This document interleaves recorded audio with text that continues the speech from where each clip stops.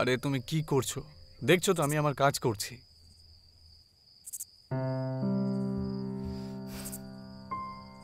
সঞ্জু সব সময় শুধু কাজ কাজ আর কাজ। অফিসে কাজ, ঘরে কাজ, সব জায়গায় শুধু কাজ। আমার ভাবনার কোনো দাম, আমার চাহিদার কোনো দাম আছে? নেই না।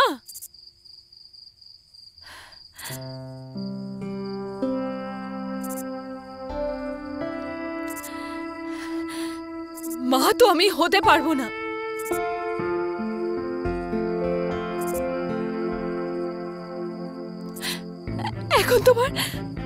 এখন তোমার ভালোবাসা থেকে সঞ্জু আমার দ্বারা হবে না, আমার দ্বারা হবে না। আমাকে ভালোবাসো, আমি কিছু জানি না, আমাকে ভালোবাসো ব্যাস। সঞ্জু প্লিজ প্লিজ প্লিজ আমার কথা। তুমি তো জানোই যে তুমি কেন বুঝতে পারছো না।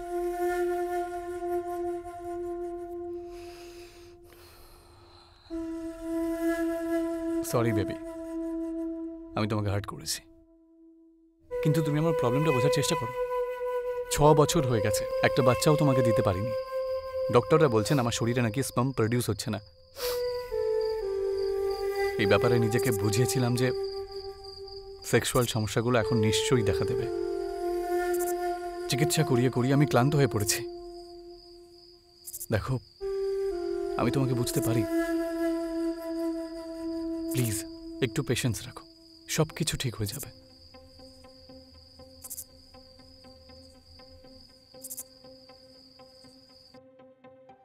বন্ধুরা, জীবনের প্রত্যেকটা সম্পর্ককে জুড়ে থাকার কাজ একটা জিনিসই করে, আর সেটা হলো ভরসা।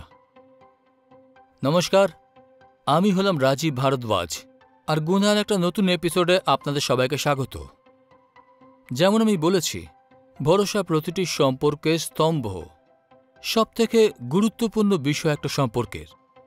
কিন্তু সেই ভরসা তখনই ভেঙে যায় যখন আমরা আবেগপ্রবণ হয়ে শুধু আর শুধুমাত্র নিজের ব্যাপারে ভাবি, নিজের খুশি, নিজের প্রয়োজনের ব্যাপারে ভাবি। আমাদের আজকের কাহিনীও এরকমই। উপর থেকে দেখলে তো সঞ্জয় স্মিতার কাহিনী একদম সামান্য, একদম নর্মাল। কিন্তু স্মিতার মা হওয়ার ইচ্ছা আর তার নিজের শারীরিক প্রয়োজন, এই দুজনের সম্পর্ককেই সামান্য থাকতে দেবে? না হলে আগে গিয়ে এদের সম্পর্কের মধ্যে চিড় তো ধরবে না? আসুন দেখি।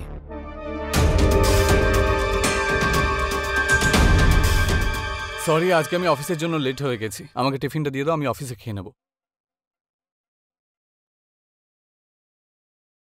কি হয়েছে স্মিতা?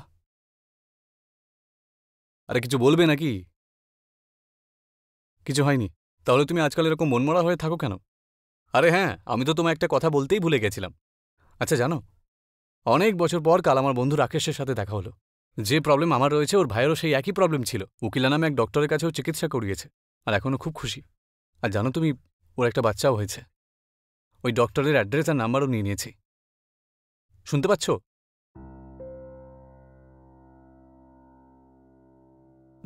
তুমি রাগ করতেই পারো, কিন্তু আমি তোমায় কি করে বোঝাই যে আমি কতটা চিন্তায় রয়েছি।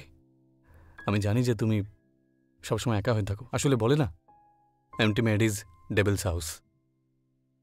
মানে বলতে চাইছি, যখন অ্যাক্টিং ক্লাস শুরু হয়ে যাবে, অনেক বাচ্চা চলে আসবে, ওদের সাথে যখন মিলেমিশে থাকবে তখন তোমার একটু ভালো লাগবে। দেখো, অ্যাক্টিং ক্লাস, একটা এনকোয়ারি অবধি এলো না। Acting class? আরে শুধুমাত্র এই ব্যাপার, কালকে নিউজওয়ালা লোকেদের সাথে দেখা করে কয়েকটা প্যাম্পলেট ছাপিয়ে নিচ্ছি। যেই অ্যাডভার্টাইজ হয়ে যাবে, সবাই জানতে পেরে যাবে, তারপরেই স্টুডেন্ট আসা শুরু হয়ে যাবে। দেখো, চিন্তা করো না, তোমার অ্যাক্টিংয়ের ক্লাস খুব শিগগিরই শুরু হয়ে যাবে। ঠিক আছে? Now I am getting late, বিকেলে দেখা হচ্ছে।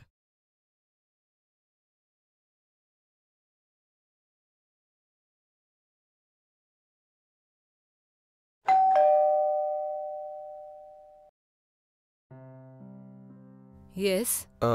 Hello ma'am, myself Aryan Puri. বাইরে ওই অ্যাক্টিং একাডেমির বোর্ড দেখলাম, তাই এনকোয়ারি করতে এসেছি। হ্যাঁ হ্যাঁ। আপনি স্মিতা ম্যাম? হ্যাঁ হ্যাঁ আমি। ভেতরে আসো আসো। Thank you. আরিয়ান, তুমি এর আগে কোনো অ্যাক্টিং ক্লাসেস করেছো? মানে কোনো ফর্মাল ট্রেনিং বা something like that? Ma'am, acting classes তো কোনো করিনি আমি, আর না আছে কোনো ফর্মাল ট্রেনিং। অ্যাকচুয়ালি এই সমস্তর কোনো সুযোগই পাইনি। কিন্তু ম্যাম একটু আধটু স্টেজে পারফর্ম করেছি আমি, আর এখন শুধু অ্যাক্টিংয়ে ক্যারিয়ার বানাতে চাই নিজের। গুড। কিন্তু অ্যাক্টিং শেখা যায় না, অবজারভেশন থেকে হয়। I mean acting is all about observation, feeling and execution. Anyways, যখন আমি ক্লাস করব তখন এসব শেখাবো। ম্যাম ক্লাসেস কবে থেকে স্টার্ট হবে? তাড়াতাড়ি শুরু হয়ে যাবে। কিছু আরও স্টুডেন্ট পেয়ে যাই, একটা ইনস্টিটিউট টাইপ খুলে নেব। কিন্তু হ্যাঁ, বিকেল 4টের পর করব। তোমার ক্লাস কালকে এখান থেকেই শুরু হবে। যখন আরও স্টুডেন্ট পেয়ে যাব তখন এরপরে আমরা অন্য জায়গা দেখে একটা ব্যাচ শুরু করব, if it's not a problem for you. No ma'am, ঠিক আছে, তাহলে আমি আগামীকাল থেকে সন্ধ্যে 6টার সময় চলে আসবো। কাল থেকে এসো। Okay ma'am, thank you. Okay. Sanjay, আমার মনে হয় তোমার আর এই নিউজ পেপারের মাধ্যমে এই অ্যাক্টিং ক্লাসের অ্যাড দেওয়ার দরকার নেই। কেন, কি হয়েছে? আজ একটা স্টুডেন্ট এসেছিল, জয়েন করেছে। হয়তো এবার এক এক করে স্টুডেন্ট বেড়ে যাবে। বাহ, এ তো বেশ ভালো কথা। তোমার বেশ ভালোই লাগবে। I hope so.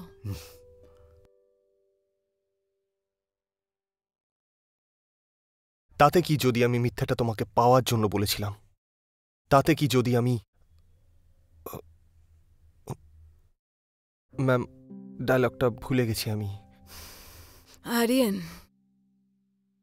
অ্যাক্টিং শুধু ডায়লগ বললেই হয় না। আমি কাল থেকে তো এটাই বলছি, acting is all about observation. প্রথমে অবজার্ভ করো, তারপর ইম্যাজিন করো, দেন ইউ ফিল ইট, তারপর এক্সিকিউট করো। যেই দিন, যেই মুহূর্তে এই স্ক্রিপ্টে যে চরিত্র আছে, যার আত্মাকে ছুঁতে পারবে, ওই চরিত্রকে বুঝতে পারবে, তারপর তোমাকে ডায়লগ মনে করে বলার দরকার হবে না। তুমি নিজে থেকেই সব ডায়লগ বলবে, তোমার ভেতর থেকেই সব ডায়লগ এমনি বেরিয়ে আসবে। ঠিক আছে ম্যাম, আমি বুঝে গেছি। আর একবার ট্রাই করে দেখি ম্যাম। তাতে কি যদি আমি মিথ্যে কথা তোমাকে পাওয়ার জন্য বলেছিলাম? হচ্ছে না ম্যাম। এরম ভাবে হবে না Aryan, you have to feel it. Okay, let's do it like this. তুমি ইম্যাজিন করো যে তোমার সামনে তোমার গার্লফ্রেন্ড আছে, ওকে? তারপর তুমি এইসব ডায়লগ... ম্যাম, আমার তো কোনো গার্লফ্রেন্ড নেই। তোমার গার্লফ্রেন্ড নেই, কিন্তু এই যে চরিত্র আছে, এর তো গার্লফ্রেন্ড আছে না? হুম হুম এখন তুমি এই লাইনস এই চরিত্রের বলছো, so you have to feel it. তোমার এই চরিত্রের আত্মাকে ছুঁতে হবে, ওই চরিত্রের আত্মাকে বুঝতে হবে, তো তোমাকে অনুভব করতে হবে তোমার গার্লফ্রেন্ড আছে। ওকে, আমরা এইভাবে করি।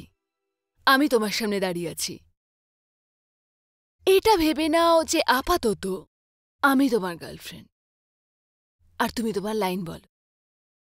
আমি ট্রাই করছি। হুম। তাতে কি যদি আমি মিথ্যে কথা তোমাকে পাওয়ার জন্য বলেছিলাম? তাতে কি হয়েছে যদি তোমার মুখটা ছাড়া অন্য কোনো মুখ আমি দেখতে পাই না? তাতে কি হয়েছে যদি... তাতে কি হয়েছে... হচ্ছে না তো ম্যাম, কি please। হয়েছে যদি মিথ্যে আমি শুধু তোমাকে পাওয়ার জন্য বলেছি? তো কি হয়েছে যদি আমি তোমার নাম ছাড়া আর কিছুই না শুনতে পাই? তো কি হয়েছে যদি তোমার নাম ছাড়া আর কিছুই নাম না শুনতে পাই?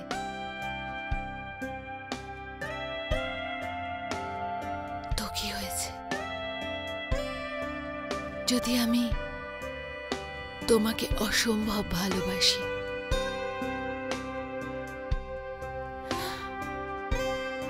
ভালোবাসা তো সবকিছু হয় না, তাই না?